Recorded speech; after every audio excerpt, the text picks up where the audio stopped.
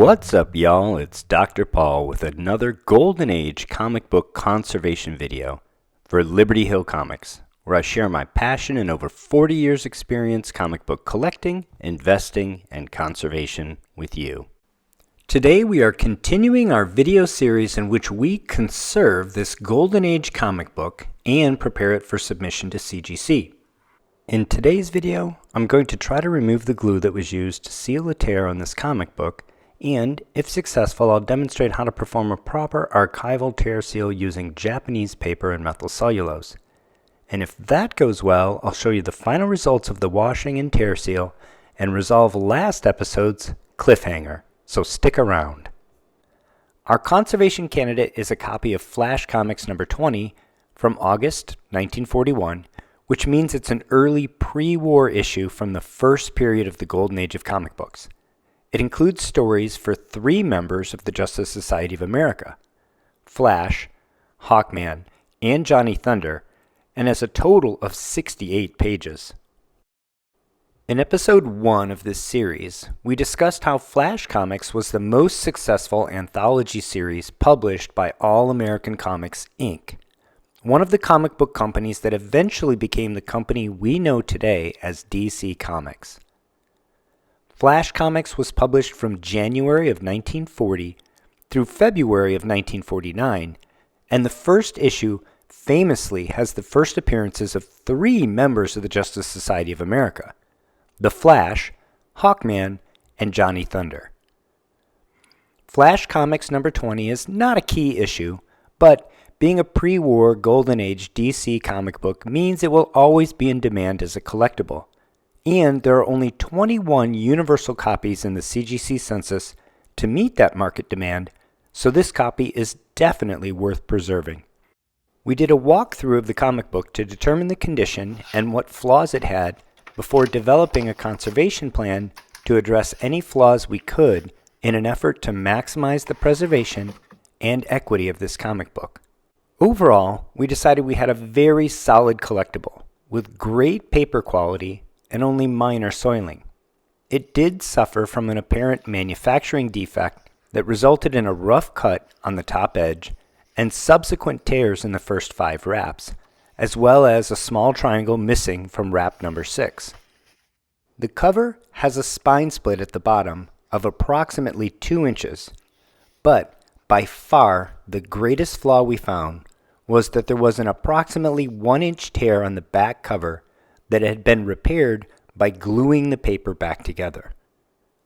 This amateur restoration job will rightly get our comic book regarded as restored by CGC with a purple label, and we estimated the grade to be approximately 3.5 to 4.0 restored. Then we presented our game plan to remove the restoration and conserve this comic book to maximize the enjoyment, preservation, and equity. In episode 2, I performed a dry cleaning of this comic book and demonstrated how to use document cleaning powder or a document cleaning pad to remove general light soiling on the surface of the comic book. And I shared my opinion that for removing dinginess from an old Golden Age comic, there really isn't any tool better suited to the job than document cleaning powder. In episode 3, I removed the nearly flawless 82-year-old staples from this comic book so we could separate the cover from the inner wraps and start the process of cleaning, deacidification, glue removal, and tear seals on the cover. I used my standard Golden Age deacidification wash based on the work of paper conservationist Margaret Hayes, and unfortunately we had some ink run during the rinse. I was a little concerned about how much ink fading we would get from that, but I had to push on to the glue removal while the page was still wet, so we wrapped up episode 3 on a bit of a cliffhanger. I've created a playlist for this video series. Check out the link if you missed any of the earlier episodes and want to watch them before we get started today. Alright, I've transferred the Hollytech sandwich with the cover in the middle over to my other workspace. And I really want to see, I'm just going to peek real quick. I want to see how badly this is faded, if at all. Oh, that's not too bad. We're not going to know until it's completely dried out how much fading we've experienced, but I'm not too worried. I think this will be all right. All right, let's get to work on getting this glue, this amateur restoration job, removed from the bottom of this page. I think I'm going to do it from the interior. It did not come apart just in the aqueous bath. I always check that. There are some glues that are water soluble. I'm guessing it's PVA, and for PVA I want to use this solution. PVA is polyvinyl acetate, aka white glue, school glue, or Elmer's glue. The best solution I've found for dissolving PVA is 47% ethanol, 47% acetone, and 6% distilled water. Now we're just guessing it's PVA, so we'll have to see. I'm going to put a piece of blotting paper behind the glue joint, and I've preloaded some of that solution into a syringe, just so it'll be easy to dispense tiny amounts exactly where I want them. I'm going to just wet the joint with this solution, and we'll see what happens. If it's polyvinyl acetate, it will dissolve away in this solution, and then we'll carry it away by capillary action in the blotting paper. Pretty straightforward. And my blotting paper is sticking to the sheet. So I don't think it's polyvinyl acetate, because when it dissolves, it tends to dissolve. It doesn't stay sticky like this. So I think we have a different kind of glue here, maybe something more akin to rubber cement. So I'm going to continue to apply the solvent until I can free this blotting paper up. One thing you would not want to do is just pull this paper up. You will rip the paper. Remember, our paper's still damp, so it's not particularly strong at this moment. So I want to be very cautious here.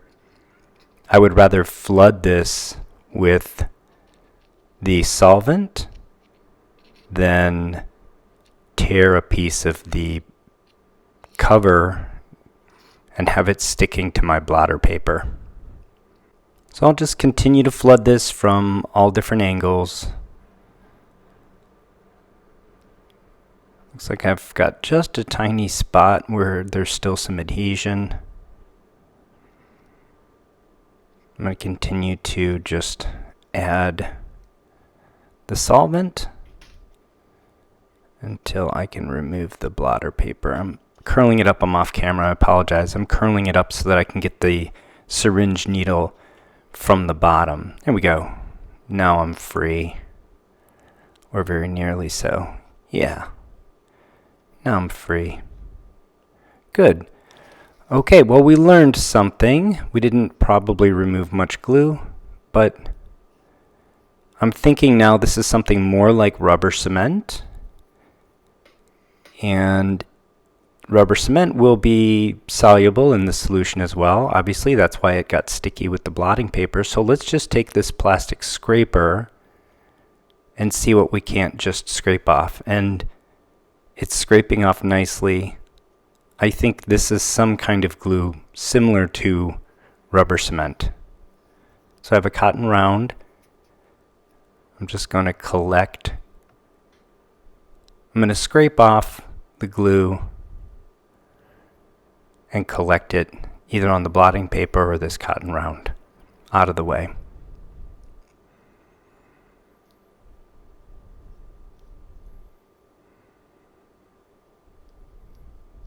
This is working reasonably well.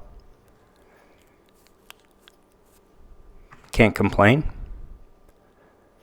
We do have some ink bleed. The inks are soluble in this solution. That is just something we have to deal with.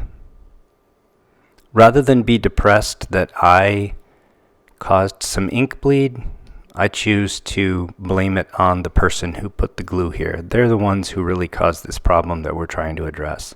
So we got a fair amount of glue residue off already, and some ink bleed.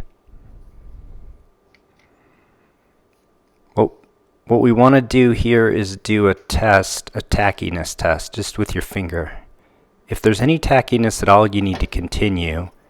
But what I'm going to do is I'm going to switch to Bastine for the solvent. And the reason why is rubber cement is going to have better solubility in the Bastine, and we have less ink solubility, so we should get less ink run and better glue movement.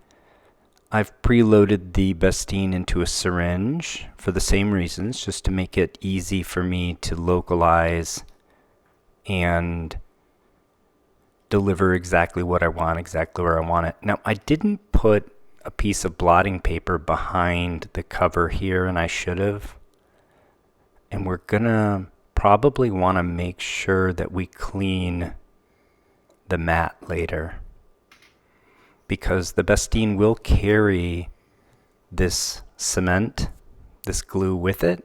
It'll solubilize it, move it around, and then it'll eventually evaporate and leave it wherever it is. Now I'm going to do a tackiness test again. Reasonably confident there's no tackiness here on this side now, and the Bastine made short work of what little tackiness was left. I want to check the front. Now I think the glue was applied from the reverse, but I want to check this front.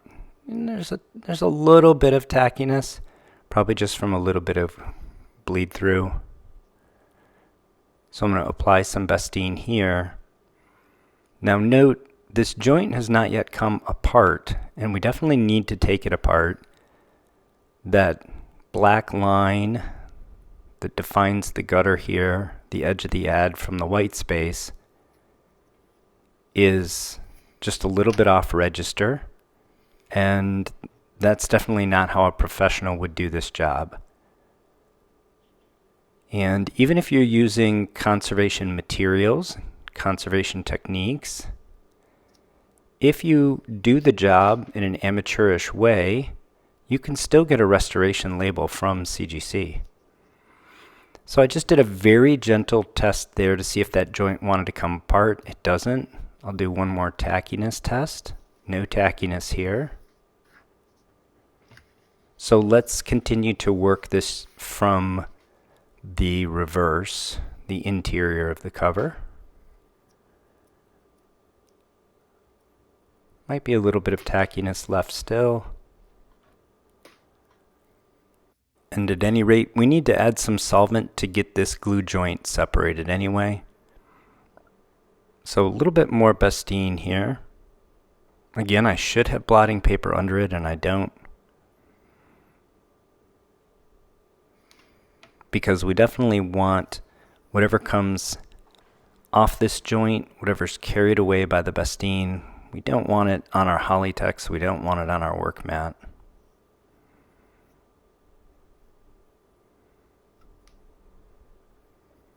There really isn't much left. I think what little was left is being carried away by the Bastine. No tackiness here. But the glue joint is not yet separated. So we pulled gently on it once. I'm going to try just a little bit more force and see what happens here. So note, I'm not pulling still with very much force, right? I wasn't holding the top of the page, so I was only pulling with as much force as the page moved, right? If it would have come apart, it would have come apart literally under its own weight.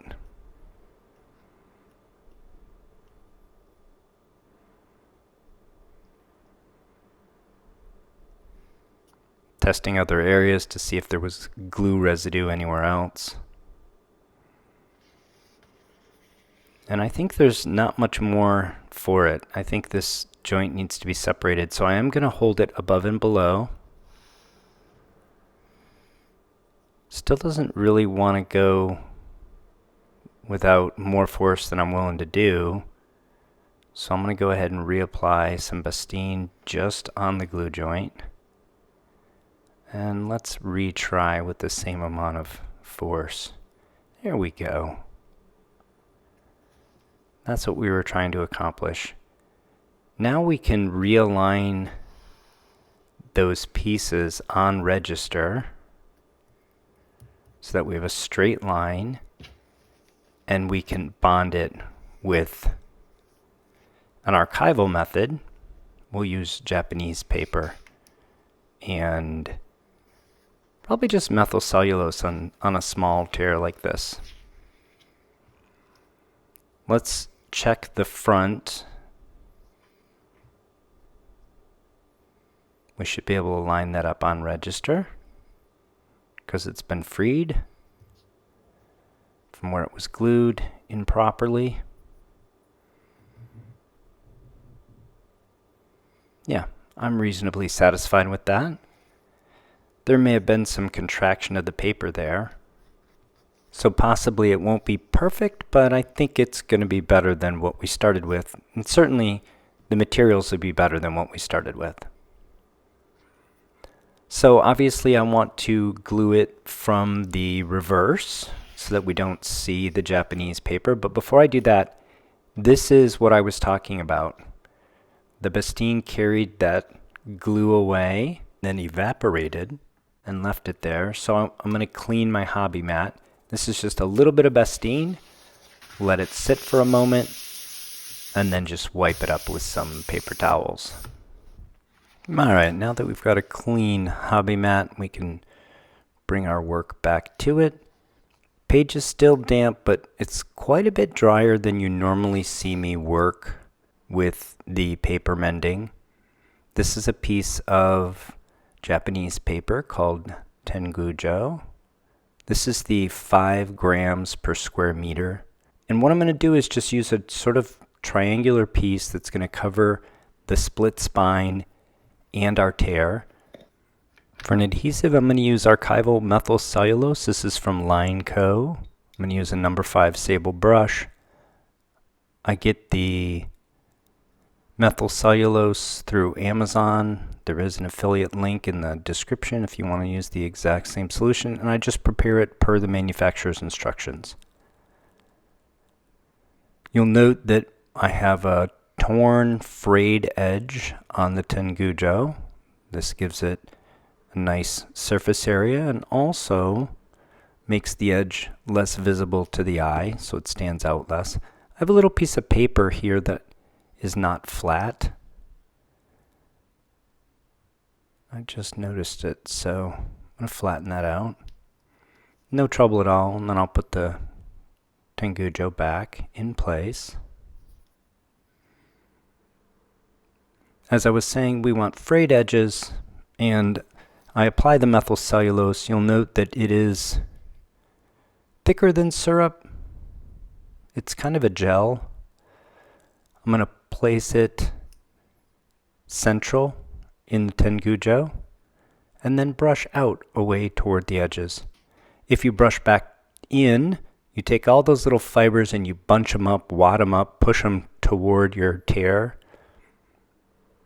They're not as strong of a repair, and it's also more noticeable. So apply the glue in the center, brush away. Nice, gentle, easy strokes. As I approach the edge, you'll note I attempt to just leave the glue over the Tengujo, over the paper that I'm repairing.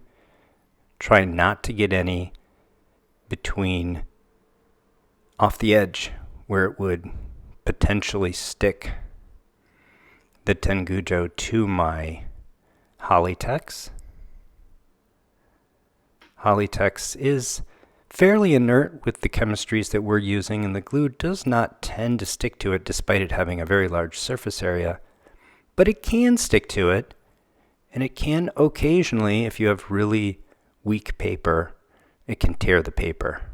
So I avoid it when I can. You'll note here there's a couple of dark spots showing where I do have some adhesive off the edge of the work page, and it's being wicked down into the Hollytex. So I'm going to lift the edge of the Hollytex so we're not gluing the Hollytex to the hobby mat. And then I think it might be too wet to put Hollytext down over, wetter than I prefer anyway. Yeah, see, it's immediately sort of wicking. I'm going to leave it this way and let it dry. And after about 10 minutes, when the surface no longer looks wet, I'm going to go ahead and put the Hollytext down in place. And then because my page is already fairly dry, I'm going to put paper towels both beneath and above it. You normally see me do this mending with much wetter page, and I just put paper towels above. But here our work page is fairly dry already, so 2 paper towels, Hollytext sandwich, 2 more layer of paper towels. This is pre-war golden age, so it takes the wide full width of the paper towels to cover my repurposed slab of granite. I'm going to let this dry. I'll change these paper towels out in an hour, then again after about 4 hours, and I'll leave it overnight. And then it'll go into the cold press between 2 sheets of Bristol paper in my big seal press. And here's our page after 1 day in the cold press. As much as I was worried about the inks, they still look pretty vibrant. Considering what we had to do to get the glue off this book, I'm very pleased with this outcome. The whites are whiter, and I don't think we suffered hardly any significant ink fade unless we lost a little bit of darkness in the blue advertising field on the back cover. I think you'd be hard-pressed to see any loss of ink at all on the front cover, but we can look at some side-by-side images in a minute. But first, let's look at the reverse of the cover. Obviously, I've not yet trimmed the excess Tengujo paper from the bottom of the page. Overall, it looks whiter and brighter to me, but we do have some ink bleed here, especially of the reds, and especially where we had to use some additional solvents to get the glue removal accomplished. It's possible that can be improved with some photo bleaching with blue LEDs if we want to go that route. Now let's look at some panning side-by-side images. The befores on the left and the afters on the right. Here on the front cover, I can't detect any loss of ink at all. The whites look brighter, and perhaps that contrast keeps the inks looking vibrant, but any concern I had about ink loss here is just gone. This looks great. If we look at the back cover in a panning side-by-side view, with the before on the left and the after on the right again, I think the blue advertising field is just a bit less dark. But without having the two side by side, it would be nearly impossible to tell. And frankly, I'm sure it's within the variability seen within the manufacturing run. So again, no problems here. On the reverse, or verso as it's called in the conservation literature, you can see we lightened up the whites a bit and didn't suffer any noticeable loss of the black ink. We do have some ink bleed that I noted earlier, especially with the reds. And as I mentioned, we may want to photo bleach this page to lighten those up a little bit. But overall, I'm happy with the effect here and really pleased that we successfully removed the amateur restoration job and repaired the spine split and tear with archival Japanese paper and methyl cellulose for a proper tear seal that now has proper alignment and should keep us out of a restored designation when this goes for grading. Thank you for joining me today. I'm going to call our deacidification wash, glue removal, and archival tear seal an unmitigated success. Next, I'll trim the excess Tengujo paper and get started on the deacidification and paper mending of the interior wraps that need the work. I'll have to make a decision about the photo bleaching of the cover, but we can do that in parallel with the work I'll perform on the interior wraps. I'm so happy we didn't have a massively faded cover for this golden age gem, and we successfully removed the glue that someone had used to repair a tear at some point in the comic book's 82-year history. Most of the materials I used today are available from my Amazon influencer homepage. I'll provide a link in the description for you if you need any of those materials for your own conservation projects.